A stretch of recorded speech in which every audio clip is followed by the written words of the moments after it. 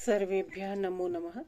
पिछली कारिकाओं में आपने देखा था कि क्रमशः स्तंभ की स्थापना के पश्चात क्या क्या अनुष्ठान किए जाने चाहिए, ये वहाँ बताए गए थे कि वो कैसे स्तंभ स्थापित करना चाहिए, दृढ़ होना चाहिए, आंधी तूफान में भी हिलने वाला नहीं होना चाहिए और भार अथवा मौसम के प्रभाव से टेढ़ा मेढ़ा भी नहीं होना चाहिए। ठीक है, तो उसी अब जब स्तंभ की स्थापना तो हो गई, अब उसके बाद आगे क्या कार्य होना चाहिए, उसके स्तंभ की स्थापना के पश्चात किए जाने वाले कार्यों का विवरण प्रस्तुत करते हुए आगे की कारिकाओं में ग्रंथकार कहते हैं कि पवित्रे ब्राह्मण स्तंभे दातव्या दक्षिणा च गो शेषाणाम भोजनम कार्यम स्थापने कर्तृ संशयम।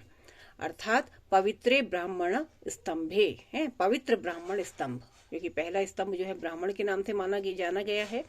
तो पहला जो ब्राह्मण स्तंभ है उसको, उसका जो उत्थापन करने पर, उसको खड़ा करने पर दातव्या दक्षिणा च गो, तो दातव्य देनी चाहिए। किसको देनी चाहिए? ब्राह्मणों को देनी चाहिए। दक्षिणा और गाय प्रदान करनी चाहिए, माने दक्षिणा में गायों और गौ का दान, गौ का और दक्षिणा का दान करना चाहिए, दक्षिणा देनी चाहिए और साथ में गौ का भी दान करना चाहिए, गोदान करना चाहिए। और शेषाणाम भोजनम कार्य, और शेष जो अन्य है, माने कि ब्राह्मण के अतिरिक्त जो क्षत्रिय, वैश्य और शूद्र, ये 3 स्तंभ और है ना, प्रमुख स्तंभों में 4 स्तंभ आते हैं। तो इन शेष स्तंभों को खड़ा करने पर कर्तृ संशय, जो करने वाले हैं अर्थात जो शिल्पी हैं, जो उसका विधान कर रहे हैं, उनको भोजन कराना चाहिए है, भोजन उनको कराना चाहिए, यहाँ पर है। आगे की कारिकाओं में वर्णन करते हैं, उन्हें देखें हम।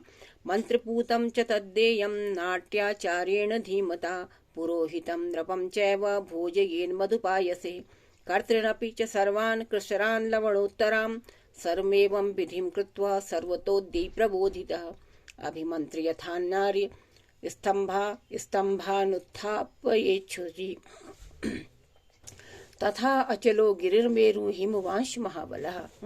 अब मंत्रपूतम, मंत्र से पवित्र, तद देयम, अब मंत्रोच्चारण करके, तद वह, देयम माने देना चाहिए, नाट्याचार्य धीमता, नाट्यचार्य के द्वारा क्या करवाना चाहिए, कैसा नाट्यचार्य होना चाहिए?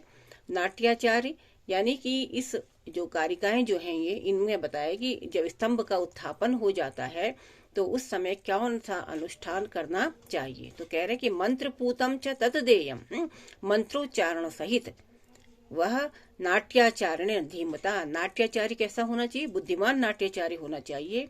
तो मंत्रोच्चारण सहित भोजन बुद्धिमान नाट्याचार्य के द्वारा करवाया जाना चाहिए। उसने एक भोज रखना चाहिए जिसमें कि क्रमशः ब्राह्मण इत्यादियों को भोजन कराना चाहिए। और भोजन वो कैसा होना चाहिए, कैसा कराना चाहिए? पुरोहितम नृपम चैव भोजयेन मधुपायसा। इसमें से अब जो भोजन के भी देखो विभाग हैं, भोजन किस प्रकार का भोजन किसको कराना चाहिए, उसकी विधि का वर्णन करते हुए कह रहे हैं कि पुरोहितम नृपम चैव, पुरोहित को और राजा को। ठीक है, 2 इसमें विभाग इसमें किस प्रकार से कर दिए कि जो पुरोहित है, मान लीजिए कि करवाने वाला है, और राजा, इन दोनों को मधुपाय से भोजयेन, भोजन में मधु युक्त खीर प्रदान करनी चाहिए। मधु शहद हो गया, पायस खीर हो गई, तो इन दोनों को मधु युक्त शहद मिश्रित खीर प्रदान करनी चाहिए। ठीक, और ये तो राजा और पुरोहित का भोजन हो गया। और इसके अतिरिक्त जो शिल्पी हैं, जो बनाने वाले हैं, जो निर्माण करने वाले हैं, कर्तनपि जो करता है, सर्वान कृसराम लवणोत्तराम, उनको लवण मिश्रित कृसर अर्थात खिचड़ी प्रदान करनी चाहिए। भोजन में उनको खिचड़ी देनी चाहिए और नमक युक्त वह खिचड़ी, लवण से युक्त वह खिचड़ी होनी चाहिए, माने नमकीन भोज्य पदार्थ उन्हें खिलाने चाहिए। उसके बाद कह रहे हैं कि सर्वमेवं विधिम कृत्वा सर्वतोद्यै प्रबोधिते, और इस प्रकार सारी विधि करके प्रबोधिते ही है, क्या करना चाहिए कि सारी विधि जब कर ली, भोजन राजा को अथवा पुरोहित को खिलाया गया तो मधुपायस खिलाया गया, और कर्ताओं को, शिल्पियों को जब भोजन कराया गया तो वो लवण युक्त खिचड़ी खिलाई गई। तो उसके पश्चात सारी विधि करके, एवं सर्वम विधिम कृत्वा, इस प्रकार सारी विधियों को करके, सर्वतोद्ये प्रबोधिते अभिमंत्र यथान्नार्य, उसके बाद क्या करना चाहिए कि सारी विधि करके शंखादि वाद्यों को बजाते हुए शास्त्रोक्त विधि से जो भी शास्त्रोक्त विधि जो बताई गई, यानी शंख इत्यादि की ध्वनि करके पवित्र होकर के स्तंभ का उत्थापन करना चाहिए, स्तंभ को खड़ा करना चाहिए। और स्तंभ को खड़ा करने के बाद क्या कहना चाहिए?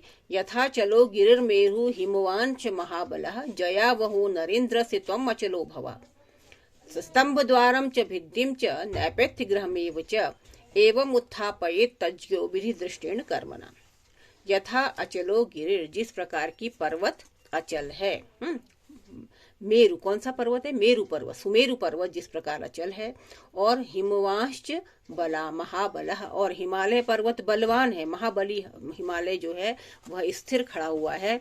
उसी प्रकार अब इसमें जो स्तंभ हैं, जो दो स्तंभों को किस प्रकार से अभिमंत्रित करने का मंत्र बताया गया है, उसको कह रहे हैं कि इस मंत्र का उच्चारण करना चाहिए। क्या? जिस प्रकार की सुमेरु पर्वत स्थिर है और हिमालय महाबलशाली है, तो हे स्तंभ तू भी उसी प्रकार राजा की विजय का वाहक होता हुआ अचल रहे, माने अचल खड़ा रहे।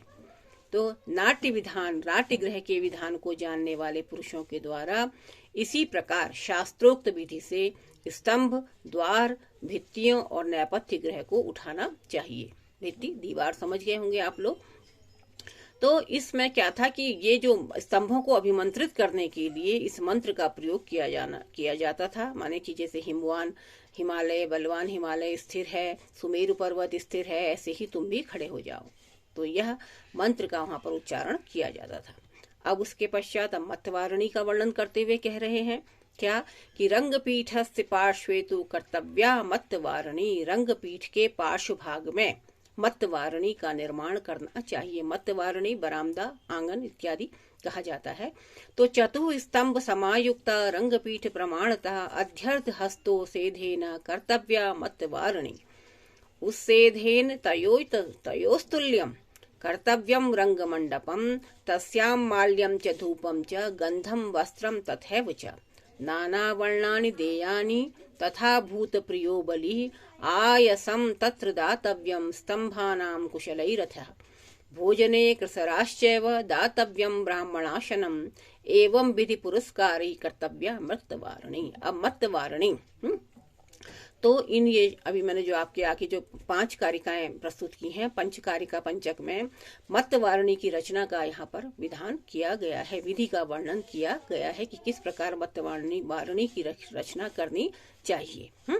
तो इसमें एक दूसरे से कारिकाएं जुड़ी हुई हैं, संबंध है, तो इसलिए सारी कारिकाओं को 5 कारिकाओं को मैंने आपके समक्ष प्रस्तुत किया है। अब इसका अर्थ देखिए कि कह रहे हैं कि रंगपीठ से पार्श्वेतु, और रंगपीठ के पार्श्व में मत्तवारिणी का निर्माण करना चाहिए। और मत्तवारिणी कैसे? चतुः स्तंभ समायुक्ता रंगपीठ प्रमाणतः अध्यर्ध हस्तोत्सेधेन कर्तव्या मत्तवारिणी। तो मत्तवारिणी रंगपीठ के प्रमाण से क्या है ना कि क्या अत्यर्ध हस्तोत्सेधेन, एक हाथ और आधा हाथ यानी 1.5 हाथ की ऊंचाई पर चतुः स्तंभ समायुक्ता, 4 खम्भों से युक्त होनी चाहिए। और फिर क्या करना चाहिए कि उससेधेन तयोस्तुल्यम कर्तव्यम रंग मंडपन, और उन दोनों मत्तवारिणी की ऊंचाई के बराबर ही रंग मंडप बनाना चाहिए। और फिर कह रहे हैं कि तस्याम माल्यम च धूपम च गंधम वस्त्रम तथैव च, और मत्तवारिणी का जब निर्माण होगा तो उस समय मुहूर्त देखना चाहिए, और शुभ मुहूर्त के अवसर में अनेक वर्णों की माला, धूप, गंध, वस्त्र इत्यादि प्रदान करने चाहिए। नाना वर्णानि देयानि तथा भूत प्रियो बलि, और ये आयसम तत्र दातव्यम स्तंभानाम कुशलैरधः। अब दक्ष जो कुशल शिल्पी हैं, जो करने वाले हैं, कर्ता जो हैं कुशल शिल्पी जन, इसके स्थापित किए जाने वाले खम्भों के मूल में लोहा रख दें और ब्राह्मणों को खिचड़ी का भोजन प्रदान करें। भोजने कृशराश्चैव दातव्यम ब्राह्मणाशनम, ब्राह्मणों को अशन में यानी भोजन में कृसर अर्थात खिचड़ी को प्रदान करना चाहिए। एवं विधि पुरस्कारे कर्तव्या मत्तवारिणी, और इस प्रकार विधिवत देवताओं को वस्त्र प्रदान करते हुए मत्तवारिणी का निर्माण करना चाहिए। कभी कभी ये प्रश्न आपसे पूछ लिया जाता है कि मत्तवारिणी के निर्माण की विधि का निरूपण कीजिए, तो उसमें ये जो पंचकारिकाएं हैं इनके अंतर्गत आपको इस प्रश्न का समाधान या उत्तर प्राप्त हो जाएगा। इन प्रश्नों को आप देख लीजिएगा। तो अब इसकी थोड़ी सी मैं व्याख्या करूं तो मतवारणी जो शब्द है वह नाट्य मंडप में उसकी स्थिति के संबंध में मतवारणी शब्द में विद्वानों में अधिकतर मतभेद रहा है और संस्कृत कोश में मतवारणी के स्थान पर मतवारण शब्द उपलब्ध होता है। उसका अर्थ क्या है? मतवारण, मतवारणी, मतवारणी बार बार हम कह रहे हैं तो उसका अर्थ है, उसका अभिप्राय है बरामदा अथवा अट्टालिका। किंतु नाट्य शास्त्र की समस्त प्रतियों में मतवारणी शब्द का ही प्रयोग मिलता है। यद्यपि कहीं कहीं पर मतवारण कहा गया है लेकिन नाट्य शास्त्र में सर्वत्र मतवारणी का ही प्रयोग किया गया है और आचार्य अभिनय गुप्त ने भी शब्द को स्वीकार किया है। संभवतः ऐसा लगता है कि सौंदर्याधान की दृष्टि से पुल्लिंग शब्द को स्त्रीलिंग में परिवर्तित करके मतवारण के स्थान पर मतवारणी कह दिया गया हो।